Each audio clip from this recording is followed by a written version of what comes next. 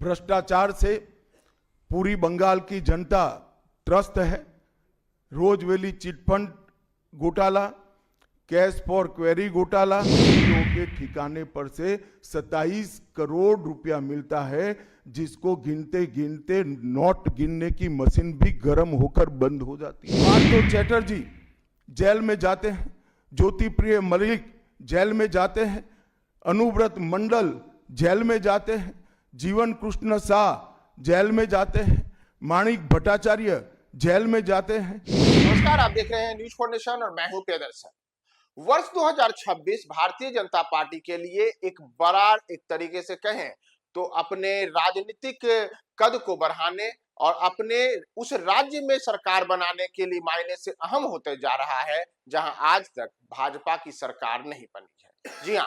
पश्चिम बंगाल। वही पश्चिम बंगाल जो भारत का सबसे पूर्वी राज्य है। तमाम कोशिशों के बाद भी आज तक भाजपा की सरकार पश्चिम बंगाल में नहीं बनी है, लेकिन इस बार पश्चिम बंगाल में वर्ष 2026 में भाजपा का कमल वहां खिले, इसके लिए अमित शाह ने आज कोलकाता से चुनावी शंखनाद की एक तरीके से वानगी रखी और उन्होंने इसमें पश्चिम बंगाल में कैसे ममता बनर्जी की सरकार के दौरान लगातार भ्रष्टाचार हुए हैं, उनके मंत्री कौन कौन से भ्रष्टाचार में लिप्त रहे हैं, कौन कौन से मंत्रियों और उनके विभाग के जो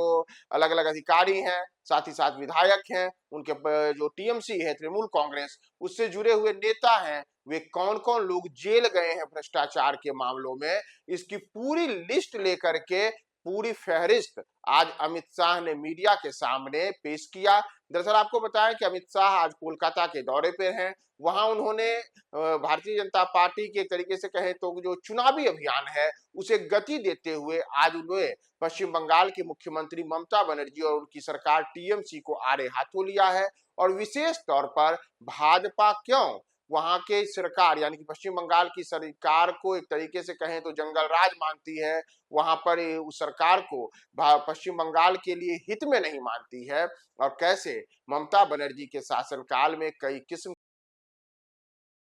हैं, उन आरोपों में कौन कौन लोग जेल गए हैं, इसकी पूरी लिस्ट आज अमित शाह ने जारी की है। तो आप भी अमित शाह के उस लिस्ट के साथ उनको सुनिए, जिसमें वे बता रहे हैं कि ममता बनर्जी के शासनकाल में कौन कौन से भ्रष्टाचार हुए, कौन कौन नेता जेल गए और इससे कैसे पश्चिम बंगाल की आर्थिक स्थिति पूरी तरीके से बदहाल हुई है, आम लोग लगातार परेशान हैं और टीएमसी के नेता मालामाल हैं। तो सुनिए आप अमित शाह को। भ्रष्टाचार से पूरी बंगाल की जनता त्रस्त है। रोजवेली चिटफंड घोटाला, कैश फॉर क्वेरी घोटाला, एसएससी घोटाला, नगर पालिका नगर नियम का भर्ती का घोटाला, गाय तस्करी का घोटाला, राशन पीडीएस का घोटाला, मनरेगा का घोटाला, पीएम आवास का घोटाला, इतने सारे घोटाले हैं कि मैं पूरा लिस्ट पढ़ूंगा तो मेरी प्रेस कॉन्फ्रेंस का पूरा हिस्सा ही उसमें चला जाएगा। अब क्या ममता बनर्जी इस बात का जवाब दे सकती है कि आपके मंत्रियों के ठिकाने पर से 27 करोड़ रुपया मिलता है, जिसको गिनते गिनते नोट गिनने की मशीन भी गर्म होकर बंद हो जाती है। बंगाल जैसे गरीब राज्य के अंदर 27 करोड़, 20 करोड़, 15 करोड़ ये राशि मिल रही है, आपकी कोई अकाउंटेबिलिटी नहीं है। पार्थो चैटर्जी जेल में जाते हैं, ज्योति प्रिय मलिक जेल में जाते हैं, अनुव्रत मंडल जेल में जाते हैं, जीवन कृष्ण शाह जेल में जाते हैं, माणिक भट्टाचार्य जेल में जाते हैं, चंद्रनाथ सिन्हा जेल में जाते हैं, परेश पाल जेल में जाते हैं, कुंतल घोष जेल में जाते हैं, फिरहाद हकीम वो भी आरोपी बनाए जाते हैं, शोभन चैटर्जी आरोपी बनाए जाते हैं, कुणाल घोष 3 साल जेल में रहकर आते हैं और आप कहती है कि भ्रष्टाचार नहीं हो गया, हो रहा है। आप आंख मूंद लिए ही हो भ्रष्टाचार के लिए, मगर बंगाल की जनता अपनी आंख बंद कर कर नहीं बैठी है। गरीब बंगाल की जनता के अधिकार का पैसा आपकी कैडर की भेंट चढ़ रहा है, आपको इसको जवाब देना पड़ेगा। महिलाओं की सुरक्षा एक बहुत बड़ा मुद्दा बना है और अधिकृत रूप से कहा जाता है कि महिलाएं 7 बजे के बाद अपने हॉस्टल और घर से न निकले। हम कौन से जमाने में जी रहे? मुगल काल में जी रहे हैं क्या? ममता जी, ये आजाद भारत, यहां माताओं बहनों को पूरा दिन जब इनकी मर्जी हो, जब इनको काम हो,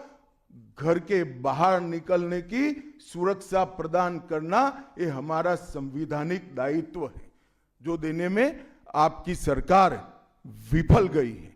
आरजी कर मेडिकल कॉलेज का मामला हो, संदेश खाली का मामला हो, दुर्गापुर मेडिकल कॉलेज का मामला हो, साउथ कॉलेज लॉ कॉलेज का मामला हो, हर जगह बेटियां असुरक्षित हैं और ढेर सारे लोग और ढेर सारी माताएं बहनें ये अत्याचार से तंग आ चुकी है, असुरक्षा से तंग आ चुकी है। वो भी राह देख रही है कि कब वोट देने का अधिकार आए और हम इन निकम्मी तृणमूल कांग्रेस की सरकार को हटा दें। सांप्रदायिक तुष्टीकरण को इस राज्य सरकार ने अपनी नीति के रूप में स्वीकार कर लिया।